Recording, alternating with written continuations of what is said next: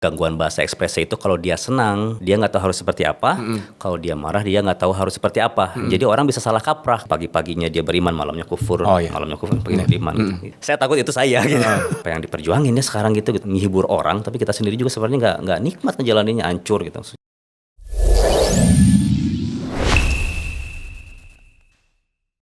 Bismillahirrahmanirrahim. Assalamualaikum warahmatullahi wabarakatuh. Warahmatullahi Uki, wabarakatuh. apa kabar? Masya Allah. Uki ini sebenarnya kalau kenal ini sebenarnya udah sebenarnya cukup lama sebenarnya. Ya. Waktu Meta syuting Saya dulu. nunggu di mobil. Iya. Jadi dulu Meta istri beliau Ya. itu syuting ada satu film lah, satu film yang dimana di situ ada Dude, ada Big Diki rahimahullah, terus ada Oka Antara, Iya, iya. Stanley dan ada ya ada saya juga. Nah jadi Ya. waktu itu pertama kali kenal Uki itu di situ tuh, karena hampir sering ditemani sama Uki ya, walaupun nggak pernah mau turun sih kayaknya ya. Nggak enak ya? Apa-apa sih? Apa ya, bisa dikatakan pemain band itu agak-agak introvert juga sih. Pemalu, yang pasti pemalu gitu. Jadi lebih sering sendiri gitu. Itu tahun berapa ya Ki? 2006, 2005 ya kita ya. Kalau nggak salah. Iya Karena sih. saya aja kenal Meta tuh 2005-an. 2004, Oh gitu? 2005 dia Oh itu mulai. berarti awal-awal kenal Meta itu? Sebenarnya teman SD. Jadi dari SD itu udah keceng-kecengan lah. Nggak tahu dia ngeceng saya atau enggak ya, tapi SD tuh udah cuma ketemu lagi pas kuliah. Oh. Di ITENAS. Oke. Di ITENAS waktu itu lagi kuliah di ITENAS, tiba-tiba ini orang kayaknya kayak kenal deh. Makin cantik. Gitu. Cuma pada saat itu nampak high class lah dianya gitu. Oh, gitu. Oke. Dengan mobilnya, dengan banyak yang suka sama dianya, udahlah nggak ada harapan. Bokap katanya di ITB. Bokap itu di ITB dan dia itu sobat dekatnya sama rektornya ITENAS. Oh. Gitu. Jadi saya tuh waktu itu dititipin Ya. ke ITENAS. Memang diarahinnya ke sipil karena bapak itu sipil udah bisa dikatakan sekolahnya kan beliau itu S1 ITB, S2 Inggris, S3 Australia gitu. Maksudnya punya nama lah di dunia sipilnya gitu. Dititipin lah anaknya ke sana. Berantakan tapi jadinya. Karena memang dari awal emang nggak suka. Memang tapi Dunia sipil, dunia ini nggak suka. Enggak, cuma waktu SMA sempat ikutan, emang diarahin ke fisika. Kelas 1 sih ya senang fisika, pernah ikutan olimpiade fisika juga. Ah serius? Ya, Waktu? untuk tingkat Bandung kelas 2 SMP. Juara? 2 SMA. Enggak. 2 SMA, finalnya itu di SMA 3 Bandung, cuma bersaing sama SMA 3 Bandung kayaknya Susah ya? Oke. Gitu. Semenjak itu ya itu udah mulai ngeband akhirnya dunia pendidikannya agak-agak berkurang. Lebih fokus karena kalau nggak salah dari kelas 1 SMA itu udah main di kafe. Oh. Jadi malamnya jam 1 tuh manggung, Ya. subuh sekolah, kayak gitu. Jadi nggak begitu ke arah pendidikan misalnya ya. Itu apa pengaruh ngeband nggak sih? Atau memang dunia yang diarahin sama orang tua, memang dari dulu sebenarnya ya biasa-biasa aja, bukan passion gitu loh. Atau memang karena band yang mempengaruhi akhirnya? Sebenarnya band itu pengaruh dari keluarga juga sih. Oh gitu? Jadi dulu kan waktu SD jadi kelas 2 sampai kelas 6 tuh tinggal di Australia. Di Sydney. Kelas berapa? Kelas 2 SD sampai kelas 6 Oke. SD. Waktu bokap di sana ya? Waktu bokap di sana. Jadi lingkungannya tuh bener-bener waktu itu lagi musim hip hop sih. Oke. Oke dong. Masih musim hip hop tapi lagi peralihan kepada alternatif sih, band-band lah kayak gitu ya. Pas pindah ke Indonesia, kakak tuh rapper juga waktu di Indonesia tuh ya. Jadi lingkungan itu kental di musik. Musik ya? Sampai SMP ketemu Ariel. Oh, SMP satu sama Ariel? Satu SMP, jadi dia adalah murid baru di SMP 14, pindah dari Garut, naik tendang. Pindah, sama lingkungannya, emang waktu itu scene-nya lagi kental band sih gitu. Oke. Jadi dari situ mulai itu. SMA itu memang mengganggu sih, memang kalau saya pikir sekarang ke belakang memang dia mengganggu pendidikan karena pada saat itu waktu yang dihabiskan untuk band melebihi waktu yang dihabiskan untuk sekolah gitu. Jadi kita sekolahnya benar-benar jarang belajar. Oh. Tapi kita keluar keluar rumah untuk istiqomah latihan. Jadi habis itu memang Habis waktunya di situ ya. Iya. Tapi kalau misal tadi dibilang keluarga itu apa karena pengaruh kakak aja atau orang tua juga memang suka dunia itu Iya. juga? Jadi yang pertama kali beli gitar tuh bapak. Oh. Karena dia main gitar. Dia bilang juga ada. Dan memang bisa. Iya, memang ada bakat dari kakek-kakek dulu katanya suka main kecapi kata mereka ya. Oh, gitu. Nah, ada di sananya yang seniman zaman dulunya lah. Jadi bokap yang beliin gitar, bokap yang ngajarin gitar, gitu. Jadinya kan ya ngelihatnya ke bokap, tapi Iya. kebablasan gitu. Semuanya dijalani sampai terakhir-terakhir gitarnya disembunyiin, nggak boleh main. Apa bokap ngomong apa? Maksudnya kalau misalnya lihat latar belakang bokap ya, S1, S2, S3 gitu ya. Sampai ada duanya S1, S2, S3 di luar kan. Ya. Apa bokap ngomong apa ketika Uki ini memilih untuk menjadi seorang musisi pada saat itu? Sebenarnya yang sering disalahin dulu kakak pertama. Oh. Kasihan sih memang. Mempengaruhi. Iya, sampai kakak itu terima kasih buat kakak saya juga karena dia yang sibuk nganterin saya bolak-balik kafe. Oke. Dia pulang, dia jemputin saya jam 3 gitu. Maksudnya dia yang bertanggung jawab gitu. Jadi atas semua itu. Tapi sering kena marahnya juga sama bokap. Itu gara-gara dia nilai saya jadi jelek, sampai gitar juga disembunyiin. Sebenarnya suasana keluarganya nggak enak pada saat itu. Terus yang sering kena marah juga ibu. Oh, gitu. karena ibu ya sudah lah gitu ya. Gitu-gituan lah. Jadi gak enak sih memang, tapi intinya memang pada saat itu, apalagi musisi pada saat itu belum seperti sekarang. Dunia industri musik tuh masih yang kamu Mau jadi apa Mau jadi kamu? apa? Uangnya juga seberapa sih? Iya. Main di kafe-kafe gitu. Nanti ke depannya mau gimana gitu. Tapi walaupun berkembang kan industri musik gitu ya. Tapi pada saat itu bener-bener diremehkan sih. Karena sempat bilang waktu SMP itu sempat lihat ya salah satu musisi di TV. Keluarga lagi nonton TV tuh. Saya bilang lihat nih suatu saat saya akan jadi seperti mereka. Oh, pernah ngomong itu waktu Pernah gitu. waktu kapan? SMP. SMP ya? Kemarin sempat diketawain gitu. Karena kan ya jauh lah mimpi gitu ya. Tapi pada saat itu berjalan ya itu kebablasan jadinya. Masya Allah ya, maksudnya perjalanan memang terkadang kan orang ngeliat kan orang tuanya apa, mungkin anaknya nanti arahnya ke situ juga gitu. Tapi ada beberapa juga kalau dengar-dengar dari cerita beberapa latar belakang keluarga yang bukan di dunia kita bilang di dunia entertainment misalnya kayak gitu, tapi ternyata bisa terjun ke dunia entertainment juga. Kayak misalnya saya juga nih, saya juga kan disuruh ke Jakarta untuk kuliah, untuk sekolah lah. SMP baru pindah ke Jakarta, kamu sekolah ya gitu ya. Kelas 3 SMA sampai kuliah. Qadarullahnya memang pada saat itu bokap kondisi ekonominya, kondisi perekonomiannya tuh lumayan nggak baik lah pada saat itu. Jadi mikir gimana caranya kuliah kalau misalnya nggak ada uang gitu kan. Akhirnya ya udah nggak ada cara lain, kayak mungkin kerja kali ya. Dan ya gitu akhirnya syuting segala macam kebablasan juga gitu. Ya qadarullah, semua takdir Allah ya. Emang jalannya seperti ini. Ada hikmahnya lah semuanya itu. Pasti ada hikmahnya. Dengar-dengar juga sekarang udah mulai merambah ke dunia bisnis juga. Sebenarnya mulainya sekarang atau memang dari dulu waktu SMA? Karena Bandung itu kan anaknya kreatif ya. Ya, jadi satu tahun sebelum keluar, jadi manajemen band Noah tuh sebagian kecil diambil alih sama personelnya juga gitu. Contohnya misalnya merchandise, kita sendiri yang pegang, nggak label, nggak orang lain yang pegang. Nah waktu itu memang kebagian juga untuk ngurusin merchandise si bandnya juga. Jadi punya sedikit ilmu tentang merchandise, baju, jualan baju segala macam di bandnya gitu. Nah 1 tahun sebelum keluar itu memang bikin sendiri, karena kan biasanya kalau band tuh pasti di endorse sama beberapa produk gitu ya. Brand-brand ini. Cuma waktu itu tuh sempet kok tulisannya tuh kalau nggak tulisan gambarnya pasti memang kalau pemain band kadang-kadang tulisannya juga suka ngawur-ngawur lah gitu. 2016 keluar tuh 2019 tuh kan waktu umroh itu ya. Jadi udah mulai dikit-dikit baca. Ya minimal juga dari mulai pakaian lah segala macam. Udah mulai kayaknya nggak mau di endorse lagi sama brand orang lah gitu, mendingan bikin sendiri gitu, walaupun dipakai buat panggung gitu ya. Tapi minimal di panggung pada saat itu menyebarkan pesan-pesan baik lah, jadi udahlah mulai bikin sendiri aja gitu. Nah dari situ udah mulai jalan, lama kelamaan belum dijalanin serius sih, waktu itu hanya dipakai untuk diri sendiri aja. Online juga baru awal-awal sih Tokopedia, Shopee itu, jadi belum bisa maksimal jualan lah ya gitu.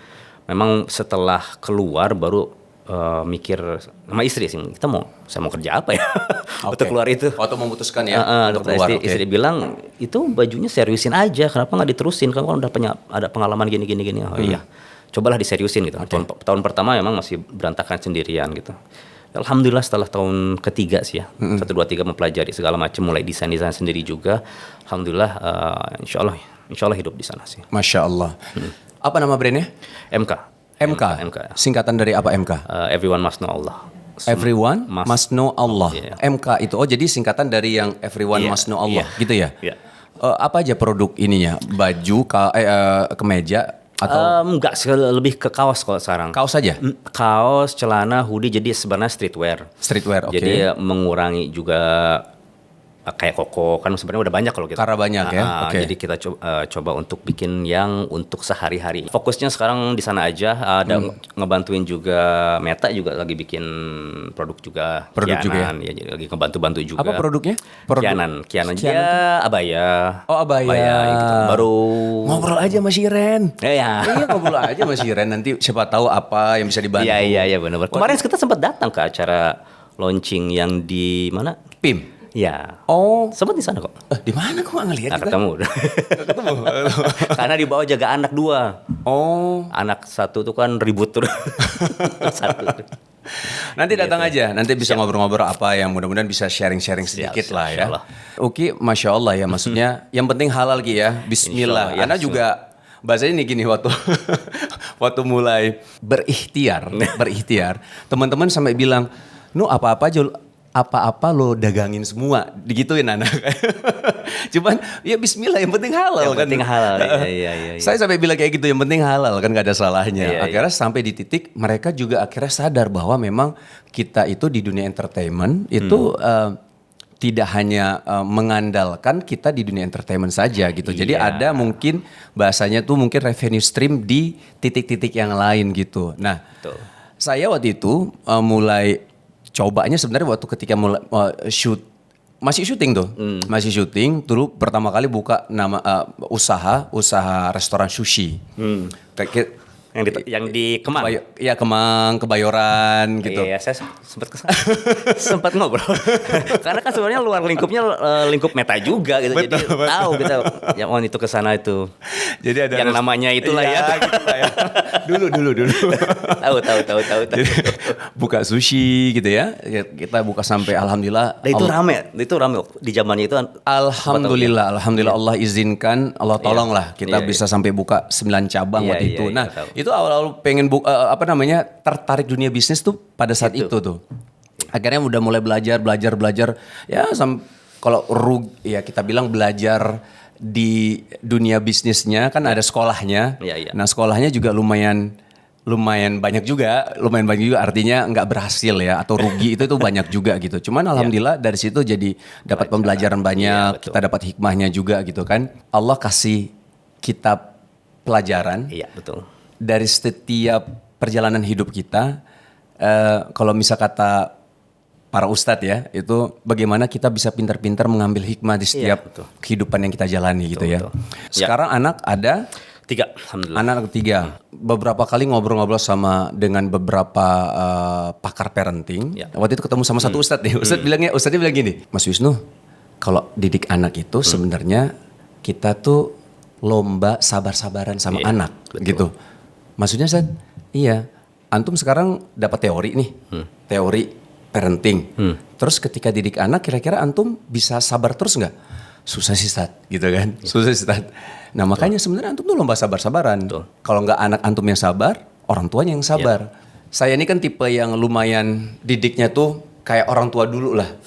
Harus kayak gini, harus kayak gini gitu kan. Terkadang itu bahasanya kalau orang bilang kok terlalu kaku sih gitu ya. Ustadz sampaikan bahwa ketika sama anak itu memang terkadang kita tuh butuh fleksibilitas juga. Artinya jangan terlalu kaku juga gitu.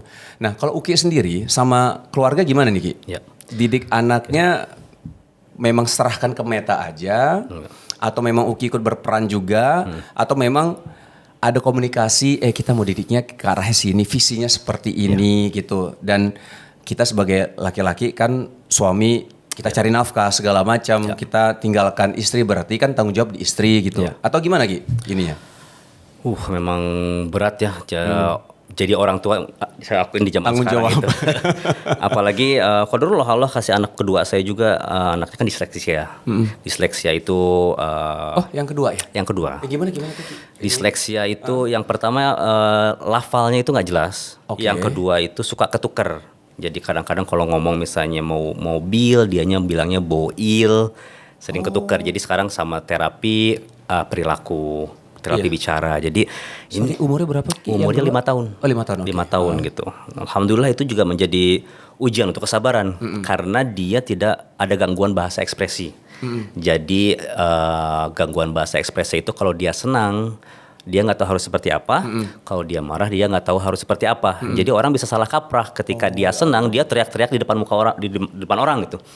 Maksudnya dia senang, Iya, cuma orang yang nangkepnya ini kenapa gitu. Jadi sampai sekarang masih kita masih terapi gitu.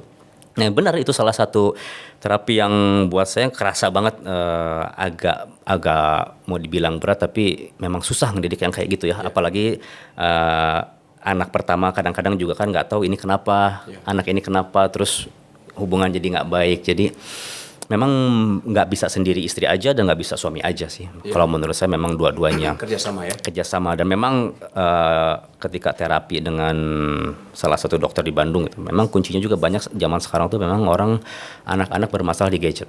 Nggak bisa dipungkirin sih itu gitu maksudnya dokter aja bilang sebelum 3 tahun nggak boleh sama sekali terexposure dengan gadget. Oh ya? 3 tahun? 3 tahun.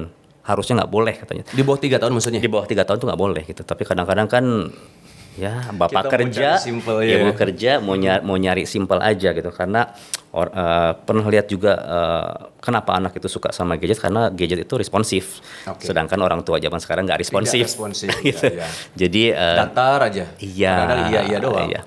Makanya kenapa nggak terlalu banyak menyibukkan diri kerja juga kayaknya menurut saya ada PR yang jauh lebih penting buat saya gitu. Ketika anak ini terjadi qadarullah seperti ini, terus Meta juga kerja tapi sebenarnya nggak main sih dia. Jadi saya lebih fokuskan di rumah karena ini lebih wajib dari semuanya gitu. Kesembuhan dia ngurusin anak memang berat gitu sampai di Bandung aja nyari sekolah putri aja itu cuma susah banget sih tapi alhamdulillah dapat gitu maksudnya untuk mendidik seperti itu pun juga dia yang di sekolah putri sekolah Islam nggak menjamin maksudnya lingkungan di dalamnya kan belum tentu orang yang dan saya lihat hasilnya gitu jadi bukan masalah pendidikannya aja ini nggak bisa nih ini kena pengaruh temennya jadi pendidikan di rumah mungkin 80% itu lebih penting daripada pendidikan di sekolah walaupun sekolahnya sekolah Islam sekolah macam tapi zaman sekarang itu nggak menjamin apalagi dengan gadget ya internet terbuka kemana-mana itu PR banget buat kita tantangan buat kita orang tua zaman sekarang tuh dan memang itu waktu itu pernah nanya juga sama salah satu ustadz yang memang beliau itu concern di dunia parenting beliau bilang sebenarnya kalau misal kita bahasanya menyekolahkan anak kita di satu sekolah itu sebenarnya hanya 30% aja sebenarnya. 20%an bilang tadi. Kalau beliau bilang kan 30%. Nah, di luar itu sebenarnya kan ada lingkungan, ada rumah. Nah, itu juga harus dibagi Mas katanya gitu kan.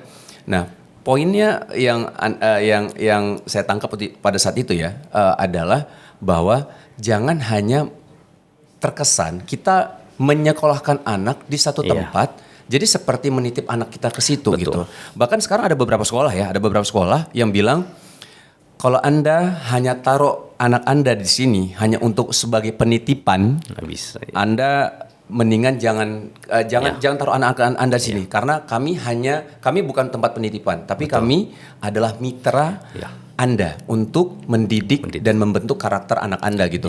Nah jadi bagus sih ada beberapa yang ada statement dari sekolah artinya bahasanya dia bukan hanya bukan hanya mencari uang saja tapi memang ini tugas sama-sama tugas kita bersama untuk membentuk generasi kita tuh semakin baik insya Allah. Memang kalau bisa sih memang sempat kepikiran misalnya anak-anak belajar di sekolah ya, tapi orang tua di rumah pun juga dikasih modul untuk pembelajaran. Ya, Kenapa? itu betul tuh. Karena orang tua tuh kalau di rumah hari ini belajar apa ya? Random. Hari ini belajar baca aja, nggak bertahap gitu. Iya. Dan nggak mantau anaknya kemarin, oke baca ini, sekarang nulis, besok pelajaran ini, besok pelajaran ini. Maksudnya ada program yang harus dipunyai oleh orang tua. Jadi bukan hanya belajar cuma hari ini kosong belajar, besok nggak istiqomah di itunya gitu. Iya, iya. Jadi yang saya tahu kalau ada beberapa teman yang mereka ada homeschooling, kayak homeschooling benar-benar dikasih modul. Iya, betul. Jadi hari Senin ini, baru pulang sekolah ini. Nah kita kadang-kadang orang tua yang kerja kadang-kadang susah untuk istiqomah di sana sih memang sih. Tapi tantangan berat ini buat orang tua zaman sekarang itu. Dari segala perjalanan hidup, Ya. titik terendah Uki itu di mana sih? Boleh diceritain nggak, sharing sama kita? Terus bagaimana cari jalan keluarnya? Ya. Gimana Ki? Titik terendah jadi sebelum keluar itu kan sebenarnya kita udah sempat ikut beberapa kajian, maksudnya ilmu tuh udah dikasih tahu gitu ya, dan udah paham gitu. Yang paling berat yaitu pas tahun baru sih, karena pas paginya itu baru kajian juga tentang tahun baru tentunya gitu, dan semua yang gitu ya, malamnya manggung gitu, dan apa yang disampaikan pagi kejadian semuanya di malam gitu. Itu di panggung di SCTV itu. Iya.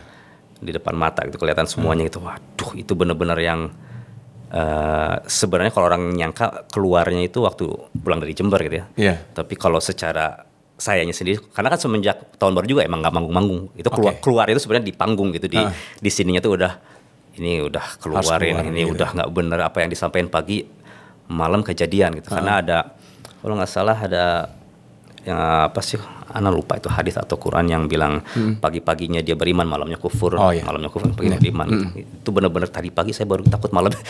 Saya takut itu saya gitu. Takutnya besok meninggal atau gimana. Coba benar-benar yang wah ini udah paling, dan turun panggung itu pada ribut, berantem. Karena biasa kalau pemain band tuh kalau manggungnya jelek pasti berantem lah gitu. Gitu pada berantem. Dalam hati ya, ini kita di sini berantem, di luar orang seneng-seneng, nggak tahu kita ini nggak bagus gitu apa, ya. Iya. Saya mikir-mikir ini apa yang diperjuangin ya sekarang gitu. Maksudnya menghibur orang, tapi kita sendiri juga sebenarnya nggak nikmat ngejalaninnya, hancur gitu maksudnya. Dalam mind gitu. Jadi dari situ sih benar-benar mikir. Ini udah buat saya itu yang paling terendahnya gitu ya. Justru malah setelah keluar banyak masalah segala macam, kalau saya anggap itu bukan titik terendah itu sih. Jadi Uki melihatnya ketika pada saat yang tadi Uki ceritain itu titik terendah Uki, dan merasa takut jangan-jangan gue nih yang disebutkan yang ditakutin itu. tuh kalau nggak keluar sekarang nggak akan keluar selamanya. Karena lagi masuk nih semua. Iya. Antara dua, bisa ditolak atau diterima udah keluar gitu. Jadi takutnya pada saat itu adalah takut gini lagi. Dan memang setiap tahun tuh memang menjelang tahun baru tuh selalu berdoa untuk keluar. Kalau album nggak keluar itu gitu. Jadi mungkin pernah di podcast lain juga pernah bilang, maksudnya sebelum ini album nggak keluar udah 4 tahun gitu. Jadi 3 tahun sebelum itu udah, ini kalau nggak keluar album biar saya aja yang keluar gitu. Kalau memang tunjukin aku jalan sih intinya. Kalau memang kalau yang dikendaki saya keluar, jangan keluarin album gitu. Doanya gitu aja sih. Selama 3 tahun nggak keluar albumnya, udah buat saya udah ini udah pertanda aja udah keluar sih pada saat itu. Pertama kali ceritanya sama siapa? Gak cerita ke siapa-siapa dulu waktu keluar ya. Waktu keluar langsung ke manajer. Jadi sebenarnya ke istri itu sempat bilang dulu, suatu saat saya akan keluar, tapi nggak akan bilang kapan dan nggak tahu kapan. Cuma udah mau keluar, tapi nggak tahu kapan gitu. Nah pertama kali disampaikan tuh dulu ke manajer sih. Waktu itu cuma lagi nanya kabar gimana, kayaknya saya keluar lewat WhatsApp gitu. Dia hanya kaget baru main tahun baru gitu. Memang salah, harusnya bukan ke manajer sih, lebih ke personil gitu. Cuma pada saat itu yang tahu keadaan saya adalah manajer. Dia tahu saya suka keluh kesah segala macam, maksudnya artinya ya maksudnya yang ada di pikiran segala macam ceritanya sama manajer, nggak ke teman-teman personil? Ke manajer sebagian kecil, karena dia tuh agak nyambung. Dia tuh manajer saya tuh banyak tuh manajernya The Fly dulu kalau tahu. Manajernya Bejah dulu gitu. Jadi dan dia pun juga secara agama juga paham gitu. Jadi ketika disampaikan juga dia udah. Dan sebelumnya juga sempat bilang ke Benyo tuh, kayaknya suatu saat saya mau keluar deh. Terus apa respon beliau ketika bilang mau keluar? Nanti aja deh kalau misalnya album ini udah beres. Karena kontrak gitu ya? Ya, cuma kan yang namanya album itu, saya aja masih ada utang dulu tuh waktu keluar masih ada utang 4 kontrak. Jadi kan namanya Peter Pan sama nama Noah. Kontrak Peter Pan-nya aja belum habis. Oh, Kontrak Noahnya tuh masih panjang gitu. Sedangkan kita bandnya udah jadi nama Noah gitu. Jadi masih ada sekitar utang 4 sampai nggak tahu sampai kapan. Itu bisa sampai sekarang aja band kita itu dulu satu album itu bisa 4 tahun sekali gitu. Jadi kalau misalnya saya bertahan ngejarin 4 album, ya 4 kali 4. iya. 16 tahun. 16 tahun. Nggak akan beres-beres gitu. Jadi diputus, ya alhamdulillah juga merekanya nggak mempermasalahkan ya. Memang kan secara legal harusnya nggak boleh. Iya, secara legal nggak boleh. Nggak boleh. Cuma Akhirnya gimana ya kalau secara legal nggak boleh tapi boleh itu gimana tuh? sebenarnya datang Bu Aceh ngobrol aja gitu. Alhamdulillah juga karena konsepnya kekeluargaan sih ya kita dulunya gitu. Jadi nggak dipermasalahin. Dari zaman keluarnya dulu siapa ya yang keluar sebelumnya tuh kayak Andika, Indra gitu juga. Jadi nggak terlalu banyak dipermasalahin sih. Oke. Sebenarnya nggak boleh sih. Iya, iya. Kalau mereka mau menuntut mereka Bisa menang, gitu ya. Tapi memang dari dulu udah kekeluargaan ya. Iya, gitu iya. ya. Nah terus respon teman-teman personil lah. Kayak misal paling dekat sama siapa sih? Sama Ariel kah atau sama? Sama Ariel karena memang dari SMP. Iya. Jadi kan hubungannya deket banget kan. Hubungannya, Pasti kan iya. banyak kenangan-kenangan dari SMP, Iya, SMA benar-benar. gitu segala macam. SMA bareng nggak? SMA enggak, SMP. Oh, tapi SMP SMA tuh 2324 jadi SMA pun juga kita masih main bareng. masih Main bareng. bandnya masih bareng gitu. Oke. Dari SMP tuh bareng terus kok gitu. Apa respon Ariel ya? Misalnya kayak gitu. Kok lo keluar gitu? Karena kan nggak pernah cerita kan? Iya. Dia bilang pertama aneh gitu. Pertamanya. Kita heran sama lu katanya. Kenapa? Sebelum keluar tuh jadi memang sebelum keluar tuh kan jadi album terakhir itu diproduksiin sendiri sama saya terus lagi fokus ngerjain visual segala macam jadi persiapan untuk launching persiapan untuk album tuh bisa dibilang yang paling total saya karena saya sekaligus mixing sekaligus produser gitu jadi 1 tahun sebelum keluar tuh persiapan mateng banget gitu. Iya. Sampai di akhirannya yang ya gitu setahun kemarin nyiapin sekarang giliran mau launching malah keluar katanya. Tapi akhirnya ngobrol berdua sih sama dia sih. Intinya ngobrol berdua.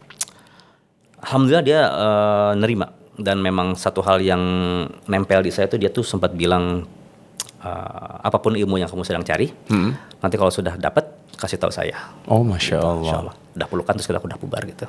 Gitu aja ya. Tapi dalam ya maksudnya. Maksudnya cukup nggak ada bahasanya tuh ya, nggak ada drama-drama apa, kasih tahu. Bahkan kita nggak sampai preskon waktu itu kan, nggak ada preskonan karena yaitu saya menghindari drama-drama akan bikin orang bingung. Keluar karena di lain pihak juga nggak mau bohong, apa alasan saya keluar gitu. Iya, Sedangkan iya. kalau disampaikan ke orang juga mungkin mereka belum bisa nerima gitu. Jadi benar-benar yang udahlah lebih baik secara nggak usah pakai preskon, udah bubar aja gitu. Oke, respon Ariel, Masya Allah ya. Maksudnya apapun yang kamu dapat nanti coba sampaikan juga ke saya. Itu kan, itu jadi amanah nggak sih? Jadi Betul, tanggung jawab sih nggak sih? makanya ya, Tanggung iya. jawab yang diemban kan? Yang berat. Ada nggak beberapa kali ngobrol sama Ariel tentang dunia agama? Ada nggak? Kalau dibilang ngomong tentang dunia agama paling sering ngobrol sama dia. Oh, Dari sama dia SMP sampai di mobil sampai ya kita punya beberapa pandangan berbeda tentang agama. Tapi nggak pernah berantem kan? Ketika Berantem sering. Oh, berantem sering. Tapi berantem kita tuh bukan berantem ribut ya. Maksudnya saya sama dia tuh kan udah dari SMP saya kenal orang tua dia kenal orang tua saya gitu segala macam udah yang kalau kita berantem tipenya yang nggak usah minta maaf juga besok kita biasa-biasa lagi aja. Oh. Ya lupain aja lah yang kemarin kita jalan terus. Jadi kalau bisa dibilang paling ribut sama siapa ya paling sama dia. Karena kalau sama yang lain nggak begitu sering ngobrolin sampai detail itu gitu. Oh. Tapi kalau ngobrol sama dia apapun bisa dibahas gitu. Jadi perbedaan juga akan timbul tapi setelah itu ya udah gitu. Dari dulu memang ngobrol sama Ariel, artinya kan semua apapun itu dibicarakan sampai agama juga ada beberapa perbedaan pandangan soal agama. Ketika sekarang sosok Uki yang sekarang ada nggak dia menanyakan sesuatu, Ki ini apa ya kayak gini-gini gitu, ada nggak pernah nanya kayak gitu? Belum kan Belum ya? karena kehitung yang nggak tahu bukan fobia sih maksudnya dia buat dia ini mungkin merupakan ranah yang sensitif buat dianya gitu. Kalau dulu berani ngebahas, kalau sekarang mungkin dianya agak-agak Maksudnya jaga perasaan juga mungkin ya? Iya. Tapi orangnya menerima gitu. Maksudnya dan tipe orangnya kan memang dia ya memang open minded di beberapa hal gitu ya. Tapi untuk yang ini sih memang butuh apa ya? Kalau buat saya bilang orangnya kan Moody. Oh, Budi ya. Oke. Sebenarnya seniman tuh Budi, Iya, khususnya iya. mereka yang ya frontman ya. Makanya nggak bisa dipaksa ya untuk nyiptain lagu atau apa itu nggak bisa dipaksa gitu ya. Jadi karena saya kenal sama dia, saya tahu mungkin Karakter. bagaimana cara yang harus sampaikan sama dia. Jadi bukan tipe yang yuk kita ngaji, bukan kayak gitu. Jadi butuh pendekatan yang lebih ngobrol. Karena kalau nggak salah tuh dulu pernah ya, kalau nggak salah tuh waktu dia dalam penjara ada yang datengin dia gitu, Iya. yang tipe-tipenya langsung menyampaikan gini atau Malah mental ya. mungkin ditahdir juga dianya kan. Saya bilang nggak kenapa bukan kayak gitu ke di acaranya gitu. Kalau kita mempelajari kepada siapa kita berdakwah, kita harus tahu kayak gini karakternya, harus pinter-pinternya aja gitu. Karena bisa jadi, karena pernah kayak gini waktu keluar dari penjara tuh kita manggung ke beberapa kota yang ditolak kitanya, karena Ya, oke. Afwan ya ormas-ormas gitu, Ya. ormas-ormas yang pada protes segala macam, tapi kita tanya loh kok tadi pagi protes kok malam bisa jadi ya nggak tahu digimanain sama IO-nya lah, Iya. Allahu alam. Cuma itu menjadikan citra Islam buruk di depan beberapa orang tertentu. Loh kok bisa gini ya ternyata? Oh, itu dipertanyakan Ariel maksudnya. Jadi dia akan menganggap kok gini Islam gitu. Jadi ibaratnya PR Islam yang nyampe ke dia bukan yang baik-baik. Oke. Ya teroris lah, yang ribut-ribut lah, yang masalah tentang ilmu-ilmunya nggak nyampe ke dia. Jadi semakin skeptis ya. iya, jadi memang tugas kita itu untuk memperbaiki image Islam itu sendiri gitu kepada mereka gitu, karena mereka mungkin nggak punya akses ke sana gitu. Iya. Walaupun sekarang ada YouTube dan segala macam, tapi mungkin dia nggak lihat ke sana.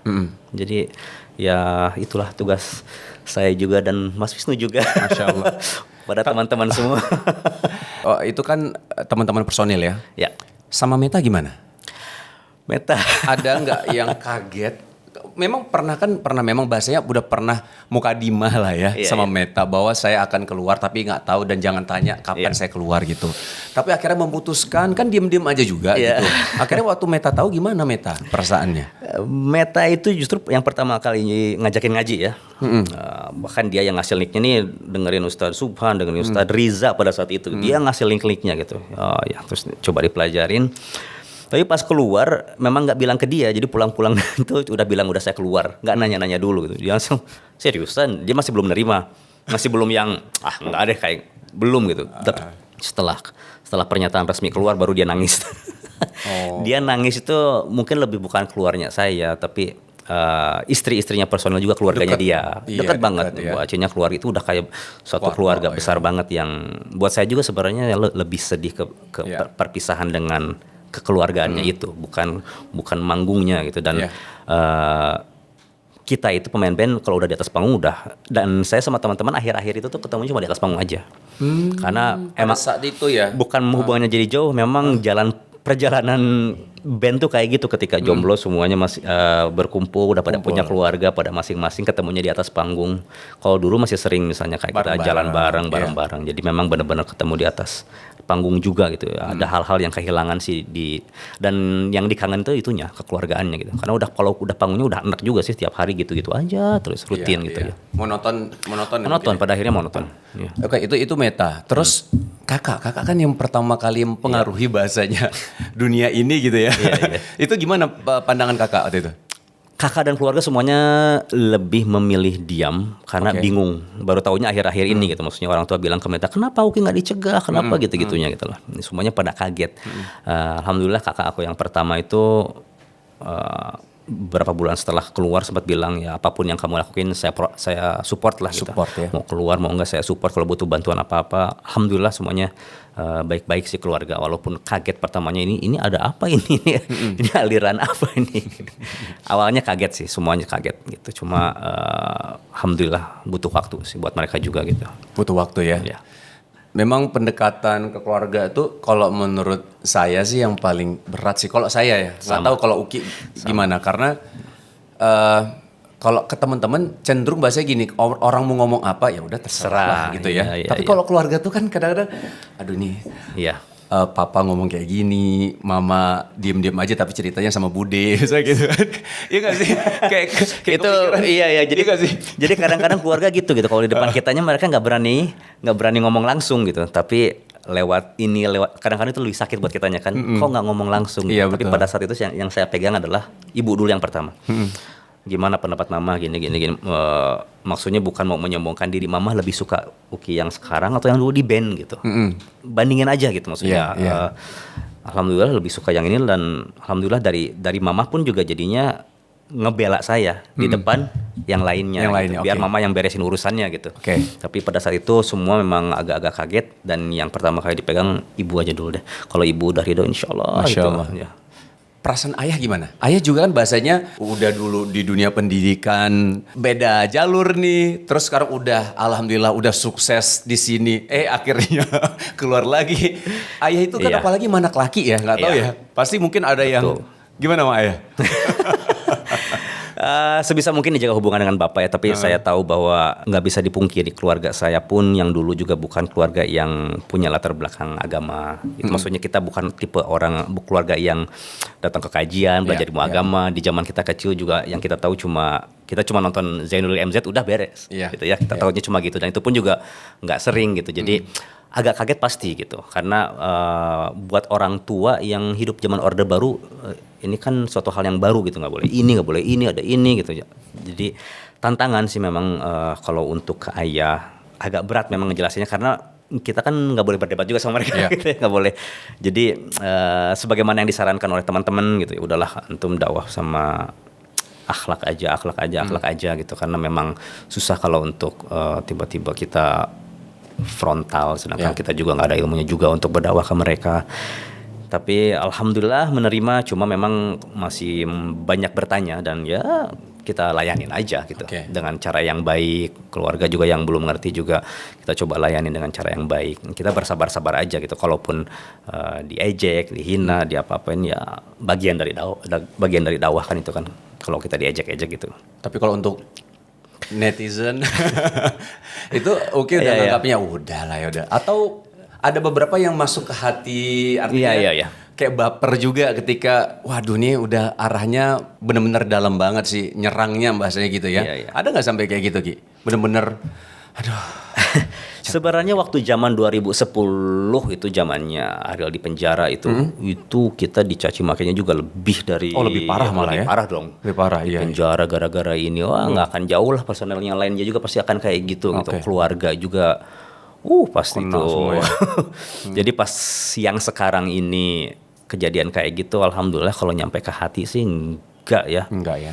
Nggak, maksudnya udah kebal. Dari zaman band tuh memang kalau digitu-gituin kayaknya udah sering deh gitu maksudnya.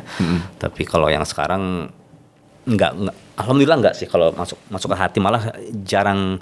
Saya bukan termasuk orang yang baca komen juga sih. Bukan termasuk kecuali kalau ada yang DM baru, karena saya rata-rata kalau yang DM itu dia nggak kasar.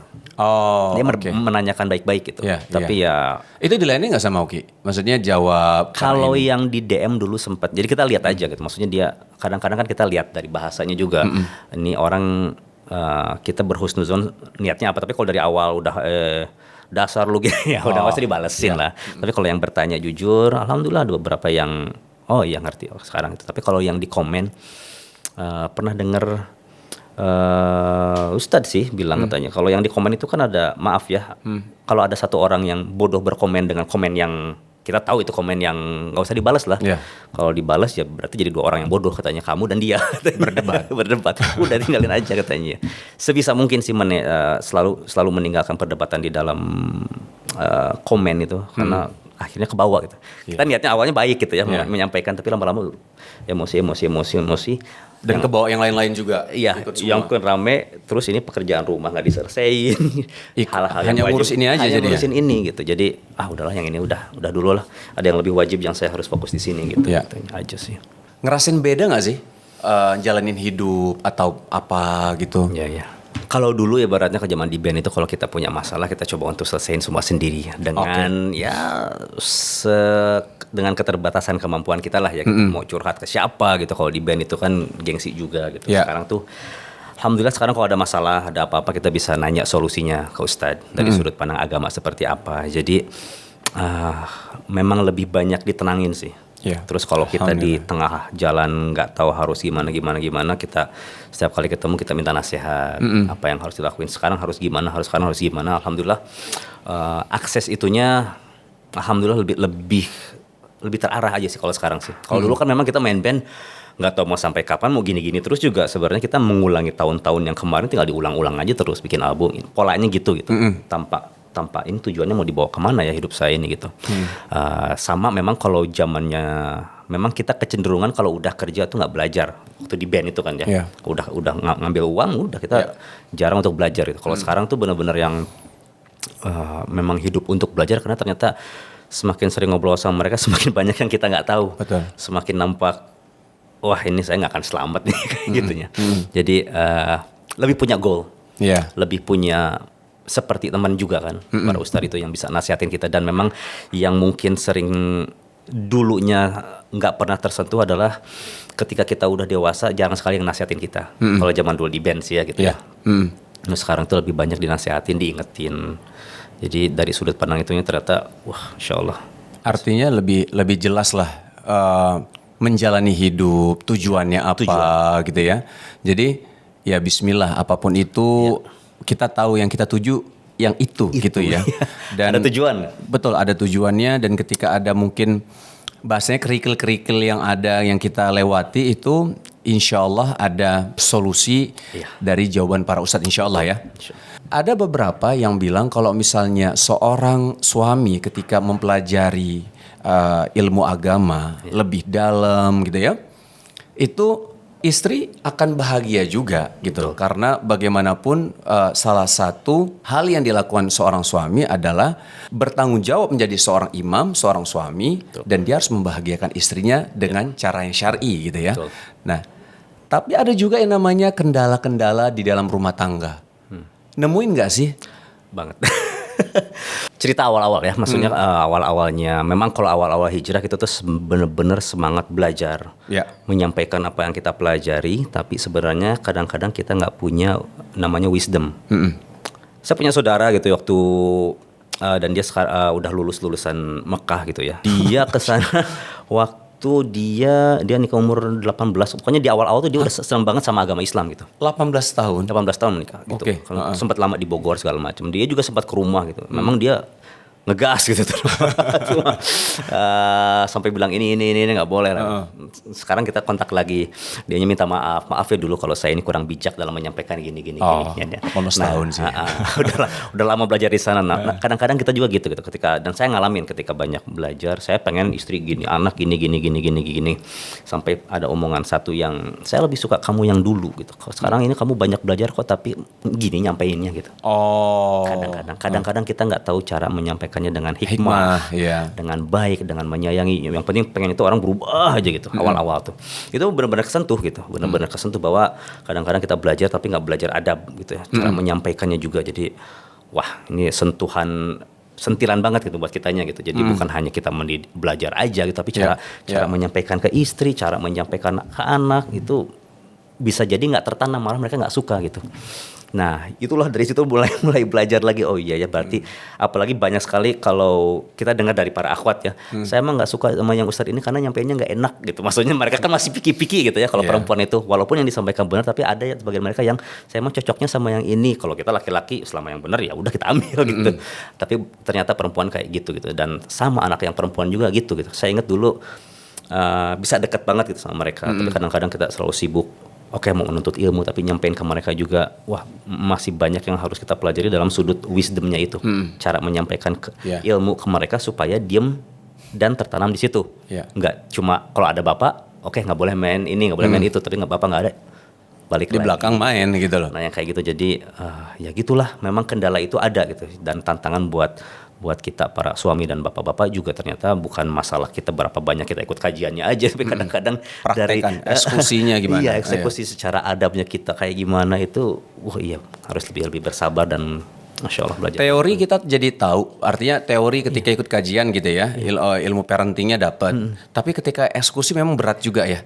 Tantangannya besar ya. Praktek memang jauh lebih susah ya untuk praktek, apalagi kadang-kadang tuh orang yang baru hijrah tuh pasti cenderung pengen lingkungannya cepat seperti dia gitu. Cepat Kadang-kadang, gitu. harus Praktis. cepat ini, harus praktis ini.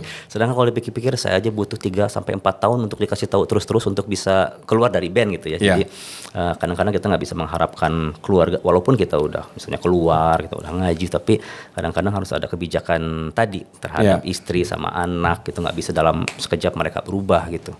Jadi ya itulah.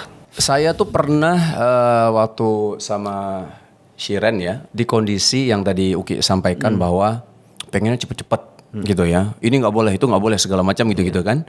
Memang ngerasain ada di fase itu, pernah di fase itu.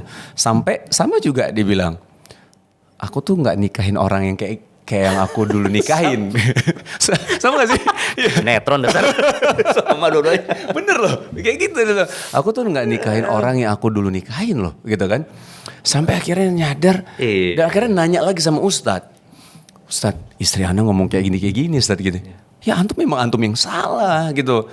Antum tuh belum apa-apa gitu loh. Jangan sampai yang ini. Sekarang pertanyaannya, antum belajar untuk ini berapa lama?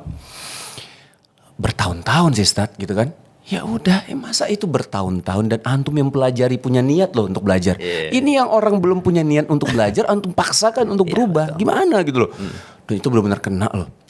Dan akhirnya pernah juga waktu itu ikut nonton kajian karena coba untuk berubah pelan-pelan. Ya, artinya secara sikap, nyampeinnya, lihat penuh hikmah lah kondisi waktu moodnya dia gitu kan.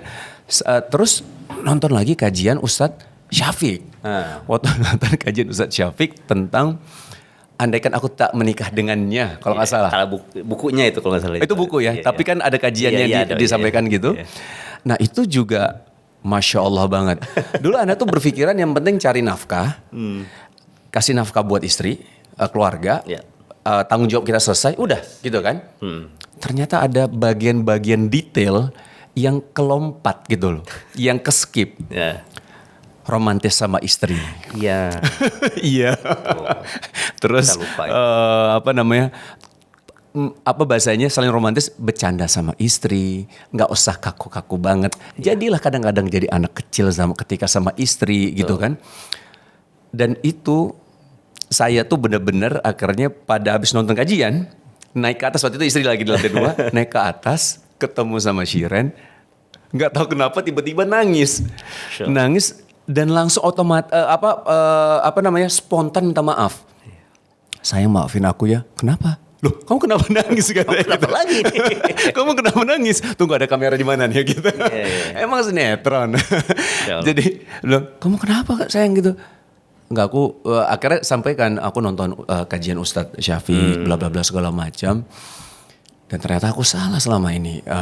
Persepsi aku sebagai imam di dalam rumah tangga tuh kok kayak gini aja udah cukup. Ternyata ada bagian-bagian detail yang seharusnya aku lakukan juga. Bagaimana seorang Nabi Muhammad SAW itu lebih berat jauh berkali-kali lipat daripada aku tanggung jawabnya. Tapi ketika sampai di rumah dia bisa menjadi suami yang baik banget kepada istrinya, membantu istrinya dalam pekerjaan rumah tangganya gitu. Terus bisa bermain dengan istri, bercanda sama istri, merayu istri. Menghibur istri, dan itu nggak aku lakuin gitu. Itu nangis dan dia bilang ya udah sayang, aku cuman hanya butuh perhatian. Iya, memang dia ngomong kayak gitu. Yang mereka butuh memang hanya perhatian. Ini kok jadi curhat gitu ya. Tapi benar gitu, kadang-kadang kita mungkin semua orang yang mungkin pernah hijab pernah melewati masa kaku-kaku. Ada fase-fase itu ya. Ada masa-masanya gitu yang dia pengen semuanya berubah, semuanya pengen serba cepat. Kadang-kadang keluarga pun juga digas sama dia gitu. Iya. Tapi ya itulah dilema yang memang kita harus lebih banyak belajar lagi. Benar intinya sih. Sampai kalau misalnya habis pada saat itu udah mulai itu kan coba untuk romantis, kadang-kadang malu juga, cuman ya udahlah gitu kan. Yang penting mikirnya pahalanya aja gitu. Sampai di titik udah lama tuh, ada 2 bulan udah mulai agak kaku lagi gitu. Betul. Terus istri bilang, kamu nggak nonton kajian Ustadz Syafiq lagi? Gitu. Itu sama sih. Memang kayaknya permasalahan semua suami istri itu tahu kapan suami terakhir romantis. Mereka pasti tahu kapan terakhir kamu gini kok. Kok mulai goyang lagi, dicuekin lagi, balik lagi. Laki-laki itu memang benar perempuan atau istri itu yang paling tahu kelakuan kita sebenarnya kan gitu. Jadi Benar. mau gimana pun juga kita di luar kelihatannya kayak ngaji segala macam, istri akan di rumahnya mah akan kayak gitu. Makanya dibilang kan kalau mau bikin surat berkelakuan baik Dari suami istri, ya. itu tuh bukan ke polisi. Iya. Tapi ke istri, dia yang iya. paling tahu kita tuh baik apa enggak gitu loh. betul. Itu bener-bener dalam banget loh. Dalam bener kan kalau kita misalkan nggak ada yang kita tutupin. Akhlak kita, adab kita segala macam kita keluar aja di situ. Ada juga kalau istri nontonin ngomong aja di depan.